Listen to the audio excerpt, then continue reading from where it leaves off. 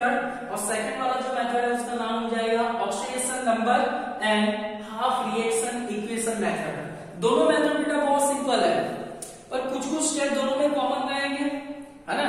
दोनों में कुछ कुछ स्टेप जो है वो कॉमन रहेंगे। फिर एक मोड ऐसा आएगा जहां से आपको दोनों का जो बैलेंसिंग वाले का सिस्टम होता है वो थोड़ा अलग हो जाएगा। तो लास्ट में चाहे आप ये मेथड से करो चाहे ये मेथड से करो, लास्ट में इक्वेशन बैलेंसिंग जो हमारा बनेगा दोनों में सेम इक्वेशन बैलेंस हो जाएगा, है ना। तो आपको थोड़ा ध्यान रखना है, फिर आपके हिसाब से थोड़ा प्रैक्टिस भी करना है रिएक्शन का। तो पहले मैं balancing of redox reaction by oxidation number method, तो ये नंबर मेथड जो है उसको मैं थोड़ा एक्सप्लेन कर रहा हूँ। इसमें थोड़े बहुत रूल्स हैं, वो रूल्स आपको थोड़े याद रखने हैं, क्योंकि रूल्स को जंप करोगे तो आपका इक्वेशन बैलेंस नहीं होगा, है ना। और फिर मैं आपको बाद में बताऊंगा कि दोनों में कॉमन कितने स्टेप है और वो स्टेप के बाद दोनों में डिफरेंस कितना है ना। तो वो चीज मैं बाद में बताऊंगा। तो पहले हम पूरा ऑक्सीडेशन नंबर मेथड से एक इक्वेशन को बैलेंस करते हैं, है ना। तो उसमें किस तरह से आपको बैलेंसिंग हुआ है, उसके रूल्स कौन से हैं। रूल्स आपको याद करने एक दो बार लिख के उसको याद कर लो, मगर कर लो, ताकि रूल्स अगर आपके माइंड में रहेंगे तो बैलेंसिंग में कोई प्रॉब्लम नहीं रहेगा। अगर रूल्स को जंप करोगे तो बैलेंसिंग नहीं होगा, है ना। तो सबसे पहले आपको इसमें कौन से मेथड से चलना है, मैं रूल्स यहाँ पे वन बाय वन लिखता हूँ, साथ साथ में आप रूल्स लिखते रहो, उसका एक कॉपी के अंदर नोट करते रहो। सबसे पहले तो इसमें हम number 1 balancing of redox reaction by oxidation number method, पहले रूल्स लिख देते हैं, फिर एक इक्वेशन लेंगे और वो इक्वेशन को हम रूल्स के साथ साथ स्टेप बाय स्टेप उसको बैलेंसिंग मोड में लेके जाएंगे। तो सबसे पहले रूल्स लिखो नंबर 1। फर्स्ट जो है बेटा balancing of redox reaction by oxidation number method, सबसे इजी मेथड है। तो सबसे पहले आपको करना क्या बेटा, रूल्स नंबर 1। तो फर्स्ट रूल्स मैं लिखता हूं यहाँ पे, right the oxidation number, right the oxidation number of all the elements given in redox reaction। देखो बेटा फर्स्ट रूल्स बहुत कॉमन है, जैसे कल हमने थोड़ा बहुत रेडॉक्स रिएक्शन का प्रैक्टिस किया था, जिसमें हमारे पास रिएक्टेंट से प्रोडक्ट साइड में जो एलिमेंट था उसका हमने ऑक्सीडेशन नंबर निकाला था। सेम मेथड यहाँ पे फॉलो करना है कि जब तक आपका ऑक्सीडेशन नंबर हर एक एलिमेंट का नहीं होगा, और अगर मान लो कि आपने भूल से भी गलत फाइंड कर दिया तो फर्स्ट स्टेप रॉन्ग होगा, तो पूरा इक्वेशन बैलेंस नहीं होगा, पूरी मेहनत पानी में चली जाएगी।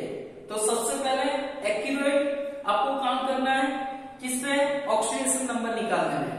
तो आपके पास जो भी इक्वेशन है वो इक्वेशन में जो जो एलिमेंट पड़ा हुआ है उन सबका आपको ऑक्सीडेशन नंबर निकाल देना है। तो फर्स्ट रूल क्लियर हो गया सबको। सबसे पहले आपको क्या करना है कि right the oxidation number of all the element given in redox reaction. तो फर्स्ट स्टेप सब में मतलब दोनों में कॉमन है, ऑक्सीडेशन नंबर मेथड में भी ये रूल्स है और oxidation number and half equation method के अंदर भी यही रूल्स कॉमन है। तो फर्स्ट रूल दोनों में कॉमन है। दोनों में पहले आपको करना क्या है, हर एक एलिमेंट जो जो रेडॉक्स रिएक्शन में दिया हुआ है हर एक का ऑक्सीडेशन नंबर आपको निकाल देना है। तो फर्स्ट स्टेप क्लियर हो गया सबको। नंबर 2, एक बार हर एक एलिमेंट का ऑक्सीडेशन नंबर निकल जाए उसके बाद आपको करना है बैलेंस द एटम, समझना बेटा, बैलेंस द एटम्स ऑफ, समझना बेटा, रिएक्टेंट एंड प्रोडक्ट। क्या करना बेटा, balance the atoms of reactants and product in which oxidation number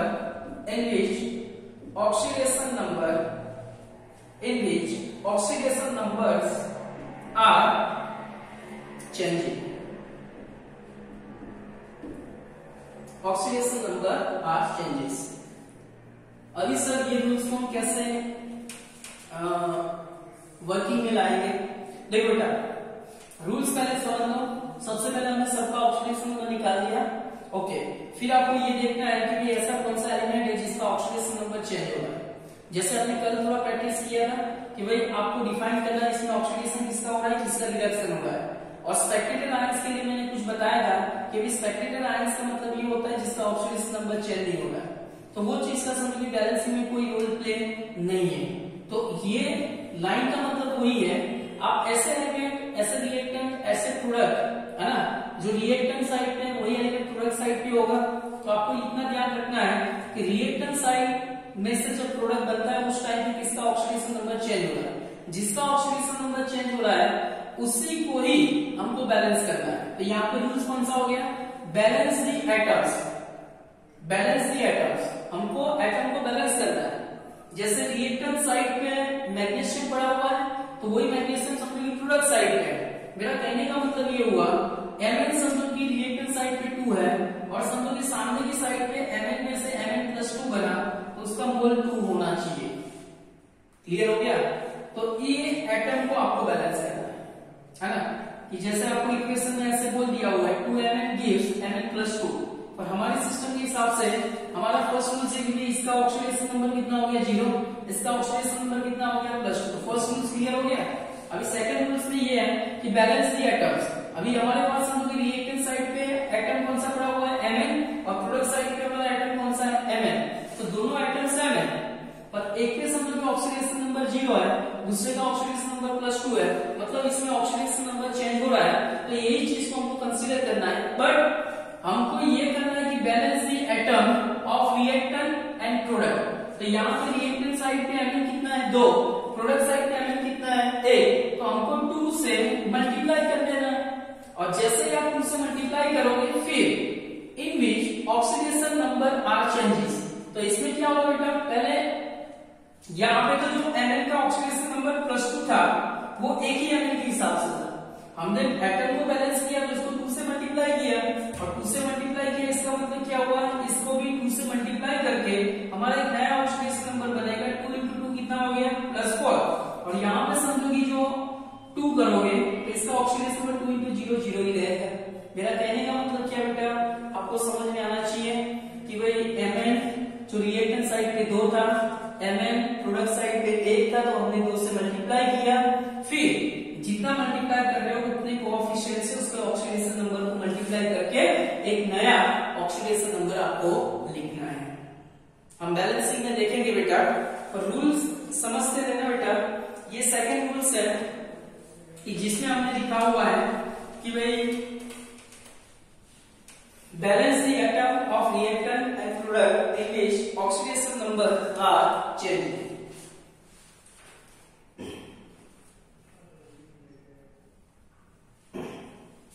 यहां बेटा एक नोट करके मैं लिख रहा हूं। नोट ये बेटा, if one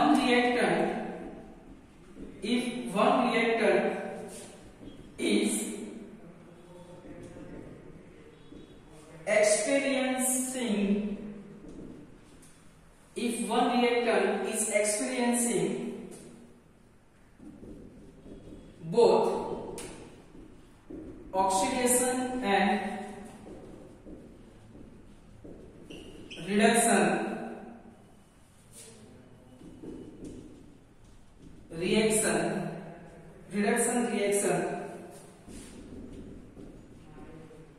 it should be maintained twice। इसमें बेटा ये है कि अगर एक ही रिएक्टेंट है, मान लो कि ये P4 है और P4 में से हमने बनाया PS3 प्लस मान लो कि कुछ और चीज बनाया जैसे PO4 माइनस, समझदार है। तो एक ही फॉस्फोरस, ये फॉस्फोरस ये भी बनाना है, ये फॉस्फोरस ये भी बनाना है, मतलब इसका ऑक्सीडेशन नंबर 0 हो गया।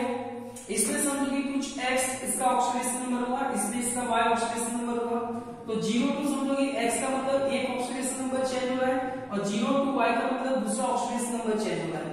तब जब ऐसी कोई सिचुएशन हो जिसमें एक ही रिएक्टेंस में से दो अलग अलग प्रोडक्ट बन रही है और दोनों प्रोडक्ट में जो फॉस्फोरस है उसका ऑक्सीडेशन नंबर अलग अलग है, तो उस टाइम पे ये जो रिएक्टेंट है मतलब P4 को हमको दो बार लिखना है, ये नॉट करके लिखा हुआ है।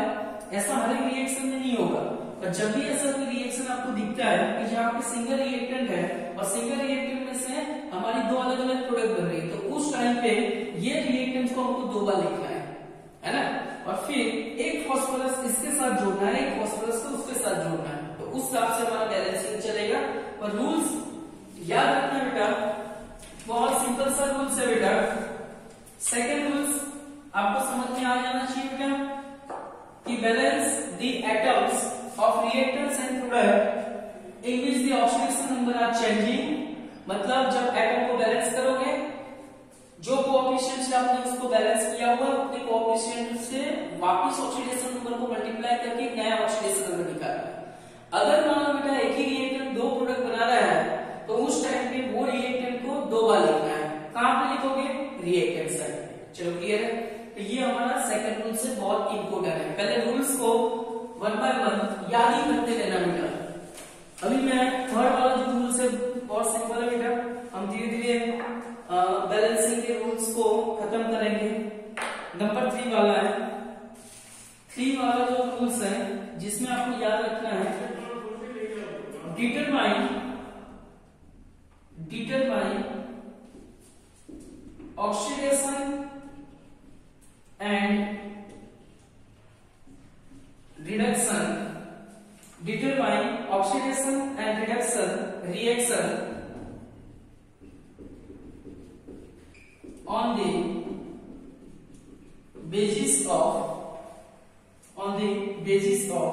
change of oxidation number, change of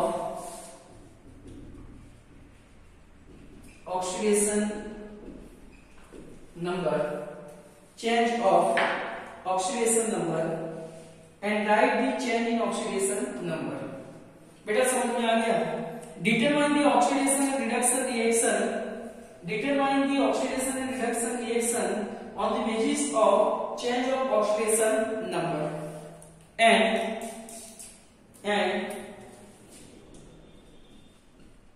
write the change in oxidation number. ये हमारा तीसरा वाला रूल्स है जो सेकंड वाले रूल्स से मिलकर आ रहा है। हमने कुछ नया किया नहीं है, रिएक्टेंट्स प्रोडक्ट के एटम को बैलेंस किया, बैलेंस करने के बाद जितने कोएफिशिएंट से बैलेंस किया उतने कोएफिशिएंट से हमने वापस ऑक्सीडेशन नंबर को मल्टीप्लाई किया, हमारे पास एक नया ऑक्सीडेशन नंबर आया और नया ऑक्सीडेशन नंबर के अकॉर्डिंग हमको नॉर्मली क्या करना बेटा, उसको ऑक्सीडेशन और रिडक्शन बता देना है। चलो क्लियर है? एक बार समझो कि सेकंड रूल्स कंप्लीट हो जाए, फिर determine the oxidation and reduction reaction. फिर आपको ये बताना है कि भाई एक समझो कि आपका रिएक्टेंस है, समझ लो बेटा A plus B gives C plus D। तो यहाँ पे समझो ये 0 है, ये 1 हो गया, यहाँ पे समझो कि -1 है और यहाँ पे समझो कि हमने जैसे 2 ले लिया। मेरा कहने का मतलब क्या हो गया, ये हमारा फाइनल ऑक्सीडेशन नंबर हो गया। तो ये 0 में से मान लो कि -1 बन रहा है और ये 1 में से 2 बन रहा है। तो आपका जो थर्ड रूल्स यही समझा रहा है कि भाई determine the oxidation and reduction reaction. अभी आपको डिटरमाइन करना है कि 0 to -1 मतलब ऑक्सीडेशन नंबर क्या हो रहा है, कम हो रहा है, मतलब ये रिडक्शन में जा रहा है। और फिर आपको दूसरा भी बताना है कि 1 से आपने +2 बनाया मतलब ऑक्सीडेशन नंबर क्या हो रहा है, इंक्रीज हो रहा है, मतलब ये ऑक्सीडेशन हो गया। तो आपको फाइनल ये करना है कि जब भी ऑक्सीडेशन नंबर आपका प्रॉपर हो जाए, मतलब कोएफिशिएंट को मल्टीप्लाई करने के बाद जो फाइनल ऑक्सीडेशन नंबर मिल रहा है वो ऑक्सीडेशन नंबर की मदद से आपको इक्वेशन को डिफाइन करना है कि इसमें ऑक्सीडेशन कौन सा है और रिडक्शन कौन सा है।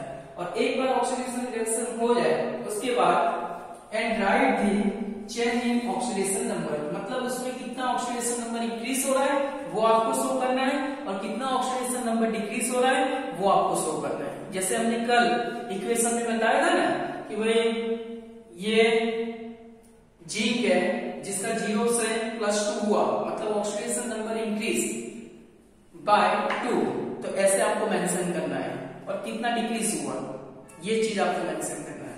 पर्सपेक्टेड आयंस का इसमें कोई रोल प्ले नहीं है। चलो क्लियर हो गया बेटा। तो ये हमारा थर्ड रूल्स है। रूल्स जंप करोगे तो इक्वेशन बैलेंस नहीं होगा। वन बाय वन सारे रूल्स जो है आपको समझते जाना है। फिर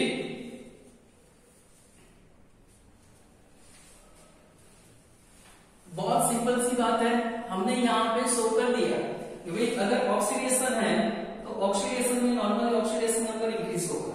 मान लो कि यहाँ पे मैंने बोल दिया ऑक्सीडेशन नंबर इंक्रीज बाय 2, फिर समझो कि ये रिडक्शन है तो ऑक्सीडेशन नंबर डिक्रीज बाय 3। मान लो ऐसा मान के चलो कि भाई ऑक्सीडेशन है उसमें 2 नंबर इंक्रीज हो रहा है, रिडक्शन में 3 नंबर डिक्रीज हो रहा है।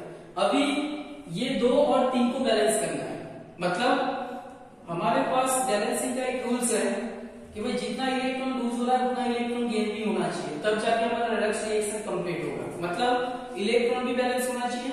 ऑक्सीडेशन नंबर यहाँ पे 2 इंक्रीज हो रहा है, इसका मतलब इसको 3 से मल्टीप्लाई करके हमको 6 बनाना है, समझना बेटा। और ये 3 डिक्रीज हो रहा है तो इसको 2 से मल्टीप्लाई करके हमको 6 बनाना है। मतलब ऑक्सीडेशन का मतलब क्या होगा, इलेक्ट्रॉन लूज होगा। तो यहाँ पे समझो 6 मतलब 6 इलेक्ट्रॉन लूज किया, पहले कितना था 2 पर 3 से मल्टीप्लाई किया तो फिर 6 हो गया। और यहाँ पे 3 डिक्रीज हो रहा है तो 2 से मल्टीप्लाई करके हमने 6 बनाया। मेरा कहने का मतलब ये बेटा कि हमारा जो भी ऑक्सीडेशन नंबर इंक्रीज हो रहा है और डिक्रीज हो रहा है उसको हमको वापस प्रॉपर कोएफिशिएंट की मदद से मल्टीप्लाई करके उसको बैलेंस करना है। तो हमारा फोर्थ नंबर का जो रूल्स है उसमें multiply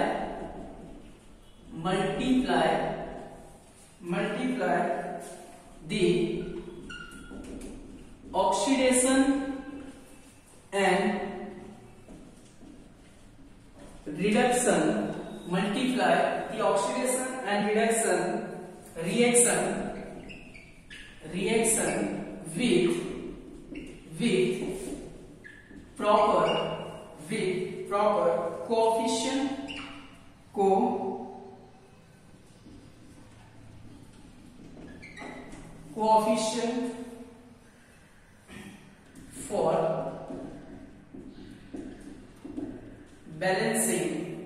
for balancing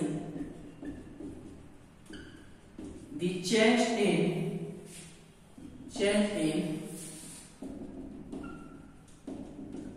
oxygen digit number। आया बेटा, multiply the oxidation reduction with proper coefficient for balancing the change in oxidation digit number। चलो ये रूल्स कैसे वर्क करेगा हम इक्वेशन में देखेंगे। उसके बाद 5 नंबर का जो रूल्स है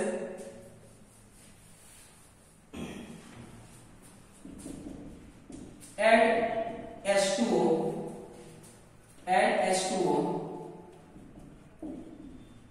to balance the number of hydrogen and oxygen atom। फिर आपको H2 ऐड करना है, और H2 किस तरह से ऐड करना है बाद में देखेंगे, पर H2 आप ऐड करोगे हाइड्रोजन और ऑक्सीजन को बैलेंस करने के लिए। चलो क्लियर हो गया, क्लियर हो गया बेटा। Add H2O to balance the number of hydrogen and oxygen atom। और दूसरी चीज ध्यान रखना बेटा, अगर हमारे पास इक्वेशन यहां पे हम लिख देंगे if given redox reaction will be acidic in nature। अगर हमारा रेडॉक्स रिएक्शन एसिडिक नेचर है ना, if the given redox reaction will be acidic in nature, the charge of equation, the charge of redox reaction balanced by adding H plus